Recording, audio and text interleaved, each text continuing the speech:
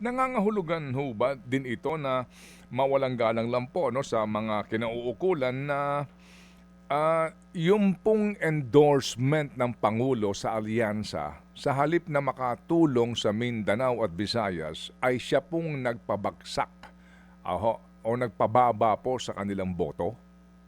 Oo, pwede natin sabihin na hindi gano'n kalaki ang magiging impluwensiya o endorsement ng pangulo sa mga lugar na mababa ang kanyang pagtitiwala. Mm. Hindi naman masasabing kiss of death, pero malapit-lapit na doon, 'no? Kasi yun ang kadalasan binabanggit, 'no?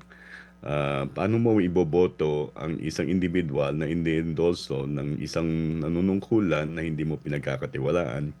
So, medyo mahirap doon, 'no? Kaya 'pag tinignan natin kahit do'n sa survey data at nung actual na resulta, merong mga individual na independyente na mas sila ang tumaas kaysa yung mga nasa taga-alyansa na nagsibaksakan ng kanilang suporta nung nakaraang halalan. Opo, dito po sa tinanong ni Chacha kanina tungkol sa impeachment naman, Sir Ronald, hindi ko ho alam, may gumawa din po kasi ng isang survey daw na pabor sa impeachment. Pero ito nga po sa inyo ay May 6 to 9, isa naman nga po dito po sa katanungan din doon sa trust nga po na usapin kanina. Ito ho bang resulta dito po sa sinasabi nga na mas marami ang hindi payag, hindi po sang-ayon sa impeachment complaint na inihain ng Kamara, ito po ba ay pupuwede pa po bang magbago kung sakasakali o ito nga ay yung damdamin lang nila nung panahon na tinanong sila? Nung panahon na tinanong sila kasi ang kondisyon na maaaring naka-impluwensiya sa kanila diyan ay yung mga kaganapan bago do sa survey. Hindi natin masasabing mananatili ito, lalong-lalo na 'pag nagsimula na yung paglilitis, 'no, Ted?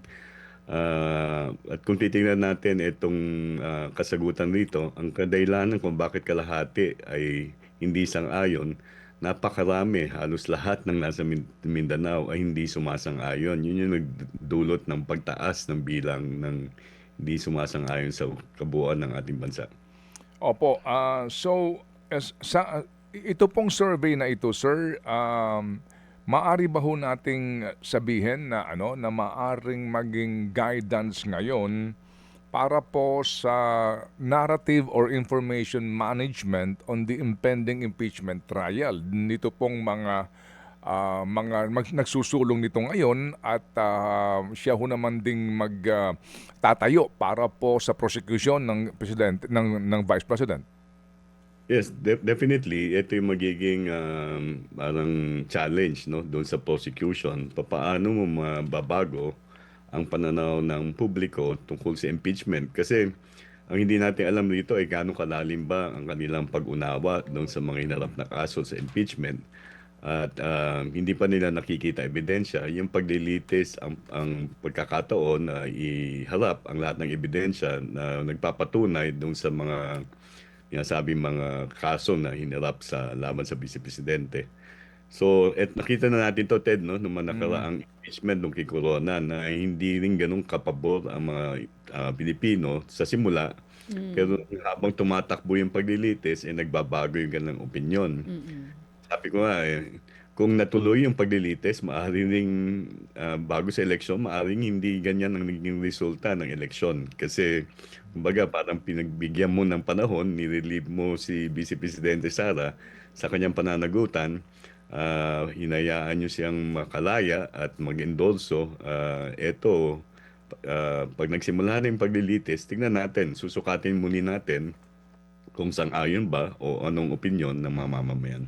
Opo, Sir Ronald, kung inyong maaalala, hindi ho ba bago itong halalan, nagkaroon na po ng survey kung saan bumaba yung trust ratings and approval ratings sa Vice Presidente. At that time, ang pinakaputok na balita ay yung pong sinasabing confidential fund na paggagasta ng Vice Presidente at doon po nalantad ang mga umano ay mga pangalan ng piatos, etc. Yan.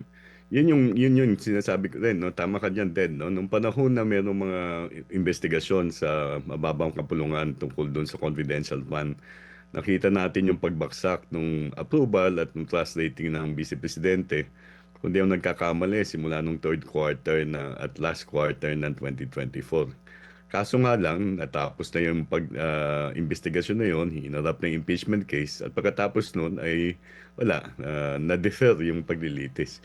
Kaya hindi natin alam kung magsisimula ulit yan. Tingnan natin kung magbabago ulit, babalik ulit yung maaring bumaba o maaring hindi gumalaw ang pagtitiwala sa Vice Presidente. Depende na yan talaga sa lakas ng ebidensya, kagalingan ng prosecution, kasi yan ang titimbanghin ng publiko. Opo. At ngayon po kaninyo no na noong panahon na bumaba ang kanyang approval and trust ratings and then nahinto yung pong investigasyon. Opo, na timing naman na pumayag ang gobyerno na maaresto ang dating Pangulong Duterte. Opo, Yan. pwede ba nating maiugnay po itong factor na ito kung bakit nga ito na ho ngayon ang kinakaharap po ng kasalukuyang administrasyon na Well, definitely, Opo, pwede go ahead. mag-iugnay yan, no? Go ahead, sir. Yeah, definitely may ugnay yan kung bakit ganyan ang hinaharap ng administrasyon